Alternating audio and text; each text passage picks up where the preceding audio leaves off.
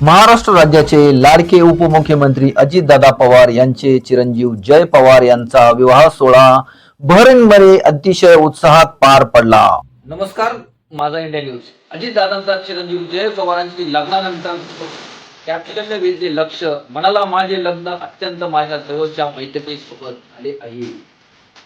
जय पवारला वेळी शुभविवाह सोहळा गेल्या काही दिवसापासून उपमुख्यमंत्री अजित पवार यांचा चिरंजीव जय पवार यांच्या लग्नाची चांगली चर्चा झाली आहे।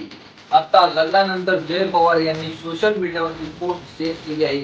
या पोस्टने सर्वांचेच लक्ष वेधून घेतले आहे। राज्याचे उपमुख्यमंत्री अजित पवार यांचे चिरंजीव जय पवार काही दिवसांपूर्वीच लग्न बंधनात अडकले।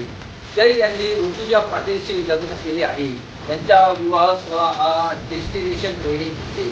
लग्नानंतर जय पवार यांनी सोशल मीडियावर पोस्ट शेअर केली आहे। या पोस्टने सर्वांचे लक्ष वेधले आहे। जय पवार आणि ऋतुजा पाटील यांचा विवाह सोहळा 5 डिसेंबर रोजी पार पडला। काही विवाह सोहळ्याला संपूर्ण पवार कुटुंबीय उपस्थित होते। मोठ्या थाट्या माटात त्यांचा विवाह सोहळा पार पडला। आता लग्नातील कधीही समोर न आलेले फोटो समोर आले आहेत। ऋतुजा पाटील आणि जय पवार यांनी त्यांच्या सोशल मीडियावरती पोस्ट शेअर केली आहे। लग्नातील फोटो शेअर करत जय पवार यांनी माझे लग्न माझ्या सर्वात जवळच्या मैत्रिणीशी झाले आहे असे कॅप्शन दिले आहे। सध्या सोशल मीडियावर जय पवार यांचे हे फोटो व्हायरल झाले आहेत। बहरीनमध्ये पार पडलेल्या जय पवार यांच्या लग्न सोहळ्याला संपूर्ण पवार कुटुंबीय उपस्थित नव्हते। सुप्रिया सुळे, शरद पवार आणि प्रतिभा पवार हे गैरहजर असल्याचे पाहायला मिळाले। सुप्रिया सुळे यांनी सोशल मीडियाच्या माध्यमातून या नव्या जोडप्याला शुभेच्छा दिल्या होत्या। जय यांच्या वरातीमध्ये रेवती सुळे, युगेंद्र पवार, रोहित पवार दिसत होते।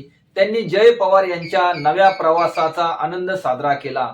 सोशल मीडियावर आता या लग्न सोहळ्यातील फोटो व्हायरल झाले आहेत। जय पवार यांच्या लग्न सोहळ्याला केवळ 400 लोकांनी निमंत्रण देण्यात आलं होतं। जवळपास 3 दिवस 4, 5 आणि 6 डिसेंबर रोजी त्यांच्या लग्नाचा कार्यक्रम धूमधडाक्यात पार पडला। या सोहळ्याला पाटील आणि पवार कुटुंबीय हजर होते। आता जय पवार यांनी शेअर केलेले फोटो सध्या चांगलेच व्हायरल झाले आहेत।